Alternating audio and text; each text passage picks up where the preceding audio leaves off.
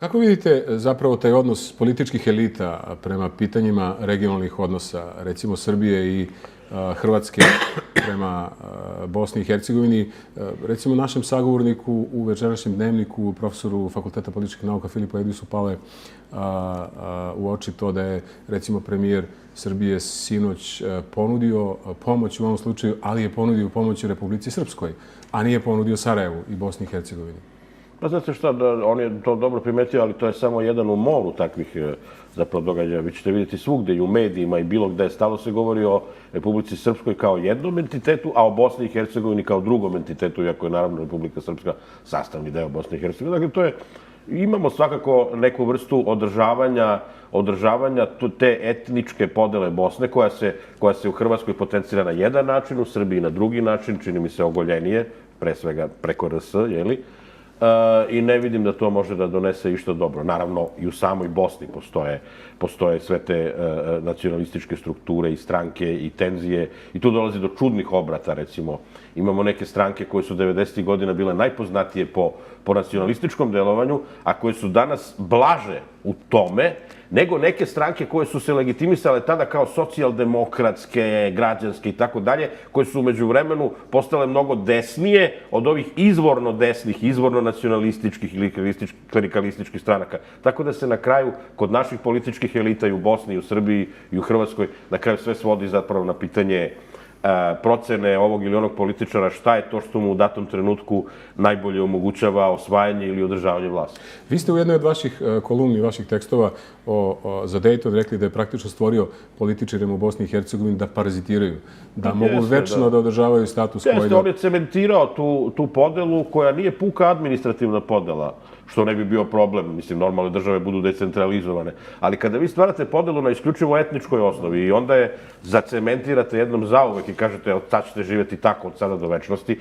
pa ja ne znam šta možete da očekujete, nego da očekujete stalno održavanje makar na jednom tihom nivou koji povremeno eksplodira tih tenzija do večnosti. Dakle, prolaze godine, rat postaje nešto što je u vremenu sve dalje, a zapravo vidimo da se ta neka društvena atmosfera do dan danas nedovoljno relaksira i ne znam kako bi se relaksirala ako se sa tim stvarima zapravo ne možete izboriti, nego se stvaraju neki mentalni zidove. Vi recimo imate u Bosni i Hercegovini mnogo mladih ljudi sa bilo koje strane koji se ponose time, koji će ti s ponosom reći da nikad nisu bili na onoj drugoj strani.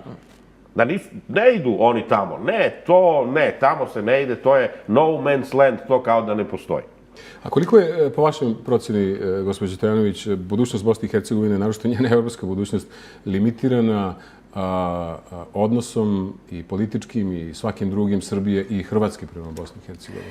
Ona je limitirana, tako je rat i počeo ambicijama te dve susedne države koje nikada nisu prestala, ali ona je limitirana, da se sad vratim na ovo što i Teofil govori, ona je limitirana i odnosom međunarodne zajednice koji ni na koji način opet ne abolira ove dve susedne države, jer Bosna je neka vrsta protektorata koji to nije. Dakle, ona ima nekog upravnika u ime međunarodne zajednice, a s druge strane se njoj ispostavljaju zahtevi za evropske integracije kao da je potpuno samostalna i nezavisna država. Ja to nikako ne razumem. Kao, zašto sad to tražite od Bosne kad vaš čovjek sedi tamo? Kao, zašto to ne možete da regulišete? Ali, recimo, da se vratim na ono čime se ja bavim, to je obrazovanje. Nedavno smo imali jedan skup u Beogradu i analizirali smo obrazovanje u Bosni i Hercegovini, koji je potpuni paradoks ovog Dejtonskog sporazuma, jer oni imaju, ako se dobro sećam, 13 ministarstava obrazovanja, koja su sva potpuno etnička. Dakle, oni odlučuju koja će se istorija učiti, koji će se pismom pisati i tako dalje. Dakle, ta zemlja je mnogo dublje razbijena nego što mi čak možemo da vidimo na prvi pogled. I da ne govorimo do potpunog apartheida u slučaju gde imamo takozvani genijalni sistem, dve škole pod jednim krovom, gde se đaci ne nalaze. Dakle, ovo što kaže Teofil, ali se oni ne nalaze ni u jednoj školi, nego su i tu podeljeni. Prema tome, ta podela je... Pri čemu ti đaci, što je vrlo važno, govore istim jezikom, bez obzira što se različito zove.